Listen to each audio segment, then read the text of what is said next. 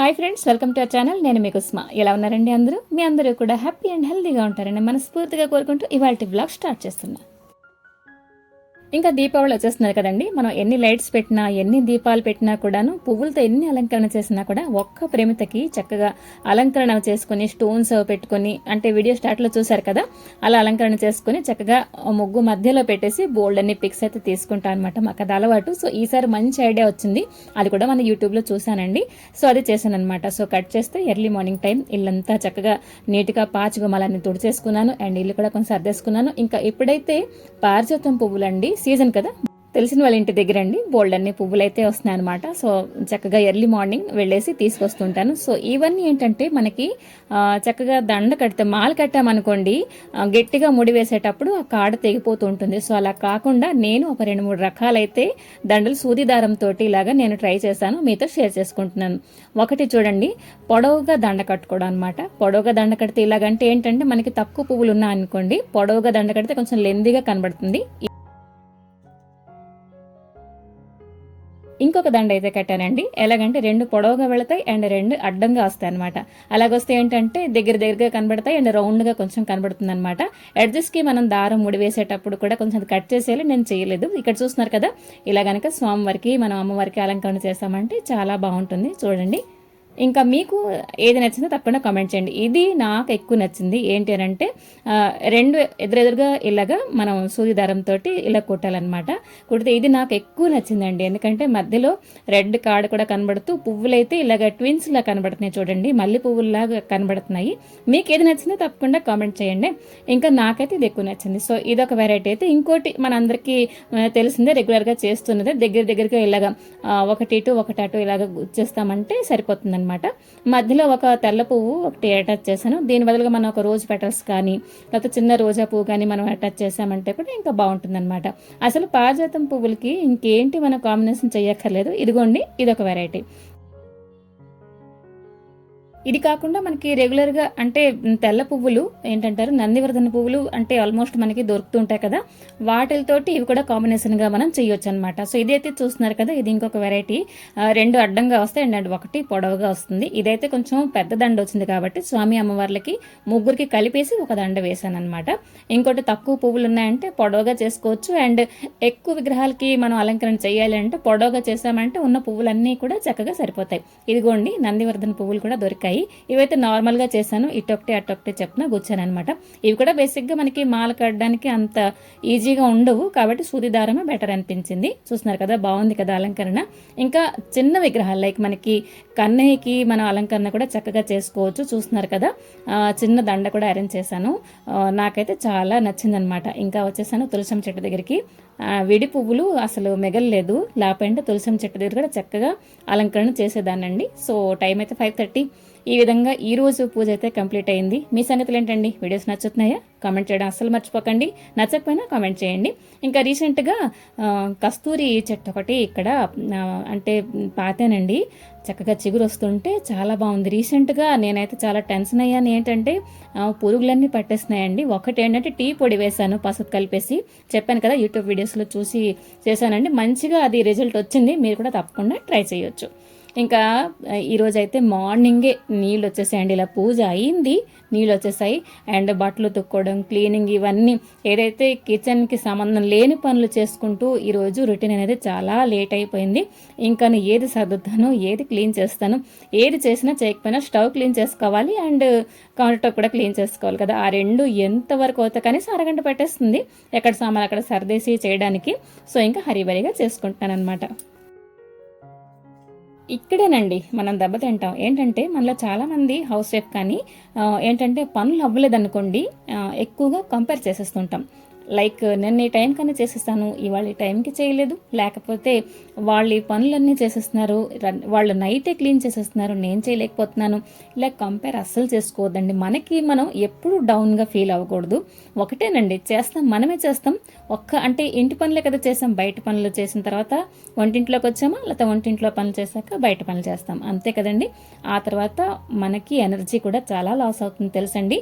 అస్సలు మనం కంపేర్ చేసుకోకూడదు. ప్రతిరోజు ఒక కొత్త బిగినింగ్. ఇవాళ రొటీన్ ఇలాగ అయిందా అంతే అనుకొని మనం చక్కగా పనులన్నీ చేసుకోవాలి. ఇంకా స్టవ్ క్లీన్ చేశాను చూడండి.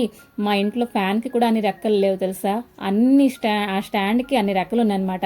ఎన్నిసార్లు చేయి కట్ అవుతుందో తెలియదు. సో ఓకే, క్లీన్ చేసేస్తాను. ఇంకా కమింగ్ టు లంచ్ రొటీన్, ఈరోజు చేశాను పాటోళి. పాటోళి మీకు ఇష్టమా? నాకంత ఇష్టం లేదు, ఎందుకంటే ఇందులో ఎక్కువ ఆయిల్ పడుతుందండి. సో ఫస్ట్ మార్నింగే ఎప్పుడైతే పాటోళి అన్నారో నేను వెంటనే పెసరపప్పు ఇంకా కొంచెం తోడుకి బియ్యం కలిపేసి నానబెట్టేశాను అనమాట. అండ్ కడిగిన వార్చిన నీళ్ళు అయితే ఉంచాను, చక్కగా మనం మొక్కలకి వేసుకోవచ్చు. సో ఇంకా ఇదైతే మిక్సీ పెట్టాలన్నమాట. సో ఇదైతే కనీసం 1-2 గంటల సేపు ఎంత నానితే మనకి అంత సాఫ్ట్గా పిండి అనేది వస్తుందన్నమాట. సో ఇంకా ఇదిగోండి ఇందులో వేస్తాను ఒక ఉల్లిపాయ అండ్ కొంచెం అల్లం ముక్కలు, అంతే. అల్లం ఎక్కువ వేయకూడదు, చేదొచ్చేస్తుంది. ఇవన్నీ ఫైన్ పేస్ట్ లాగా చేసేయాలన్నమాట. ఇంకా నెక్స్ట్ ప్రొసీజర్లోని దీనికి ఏంటంటే కొంచెం తాలింపు వేసి హింగు కూడా వేసుకొని ఈ పేస్ట్ అంతా విడివిడిగా అయిందాక మనం అలా కలుపుతూ ఉండాలన్నమాట. చాలా టైం టేకింగ్ అనమాట.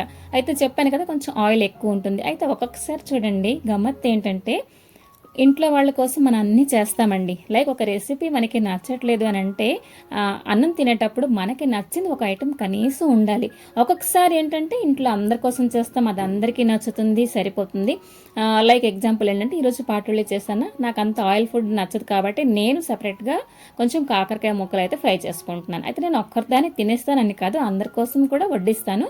బట్ ఏంటి అంటే మనకి నచ్చకపోయింది మనం అస్సలు కాంప్రమైజ్ అస్సలు అవ్వకూడదండి. ఫుడ్ దగ్గర బేసిక్గా మనం కడుపు నిండా తిని బలం తెచ్చుకుంటే ఇంట్లో పనులన్నీ చక్కగా చేసుకుంటాం, అవునా కదా? కాబట్టి ఇన్ టైంకి తినడం అండ్ చక్కగా మనకి మనం టేక్ కేర్ తీసుకోవడం, ఇవన్నీ కూడా అస్సలు మర్చిపోకూడదు. అండ్ ఇక్కడ క్లీన్ చేసేసాను ఫిల్టర్. ఇదైతే క్యాంట్దండి, 2700 రూపాయలు పడిందనమాట. అంటే మరి ప్రతిరోజు మేము మరిగించి నీళ్లు తాగేవాళ్ళం, అయితే ఫిల్టర్ తీసుకుందాం అని చెప్పేసి డిసైడ్ అయ్యాం. సో ఇది ఫస్ట్ డే ఏంటంటే వాటర్ పోసి శుభ్రంగా ఒక రోజంతా వదిలి పెట్టేస్తామన్నమాట. అండ్ మంచి రోజు చూసి స్టార్ట్ చేసాం. మీలో ఎంతమందికి అలవాటు ఉందో కామెంట్ చేయండి. ఏదైనా వస్తువు అంటే కొత్త వస్తువుకి పసుపు పెట్టడం, దేవుడి దండం పెట్టుకుని ట్రై చేయడం, ఎంత చిన్న వస్తువు అయినా కూడా ఒక్కటండి, మనం హ్యాపీనెస్ అనేది చిన్న చిన్న వాటిల్లోనే వెతకాలి. అంటే ఎగ్జాంపుల్ చూడండి, ఒకరితోటి కంపేర్ చేసుకోవడం, లైక్ ఎలాగంటే మన దగ్గర ఉండే కంటే ఎదుటి వాళ్ళ దగ్గర ఎక్కువ ఉన్నది, అది క్వాలిటీ ఎక్కువ ఉంది అని చెప్పేసి మనకి మనం డౌన్ ఫీల్ చేసుకోవడం అస్సలు చేసుకోకూడదు. కంపేర్ అస్సలు చేసుకోకూడదండి. దేవుడు మనకి ఏది ఇచ్చాడో దానికి మనం సాటిస్ఫాక్షన్ ఉండాలి, తృప్తి చెందాలి. అప్పుడే మనం హ్యాపీగా లైఫ్ లీడ్ చేసుకోగలం. ఇక్కడ అయిపోయింది పాటోళి. ఇక్కడ చూస్తున్నారు కదా, అలా కలుపుతుంటే విడివిడిగా వచ్చేస్తుంది అనమాట. సో పాటోళి పులుసు అయితే ఇది అందరి కోసమే, నాకు దానికి కాదు. అయితే ఏంటంటే రసం చేస్తాం, చారు చేస్తాం కదా, దానికి కొంచెం డిఫరెంట్గా ఏంటంటే ఫస్ట్ తాలింపు వేసి చింతపండు పులుసు గుండ అండ్ శనగపిండి కొంచెం పెట్టాను అనమాట. పిండి పెడితే ఏంటంటే మనకి పులుసు అనేది కొంచెం చిక్కగా వస్తుంది అండ్ బాగుంటుంది. అదంతా మొక్కలేంటి లేవండి, టమాటా ఉల్లిపాయ 2 వేసాను అనమాట. పులుసు అయిపోయింది.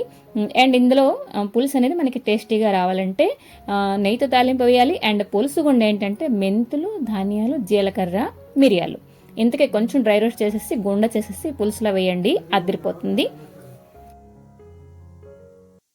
సో ఈ విధంగా లంచ్ రొటీన్ సమాప్తం. ఇంకా ఇప్పుడైతే ఇదిగోండి చాట్ డబ్బాలు, చూసి బ్యాడ్ కామెంట్ పెట్టేయకండి, ప్లాస్టికే మంచిది కాదు, బట్ తీసుకొచ్చిన వాళ్ళ పారేయకుండా రీయూజ్ చేస్తుంటానమాట. కొత్త కొనే కంటే రీయూజ్ చేస్తే బెటర్ కదా. ఇక్కడైతే ఒక విషయం ఏంటంటే ఎప్పుడైనా నేను మసాలా కర్రీస్ ఏమైనా చేసేటప్పటికి, లేకపోతే మనం అంటే బిజీగా ఉండే టైంలోని కర్రీ చేసేటప్పుడు అల్లం వెల్లుల్లి పేస్ట్ ఇన్స్టాంట్ అయినా మనం హోమ్ మేడ్ చేసినా కూడా కర్రీలో వేసి సరిగ్గా ఫ్రై చేయమన్నమాట.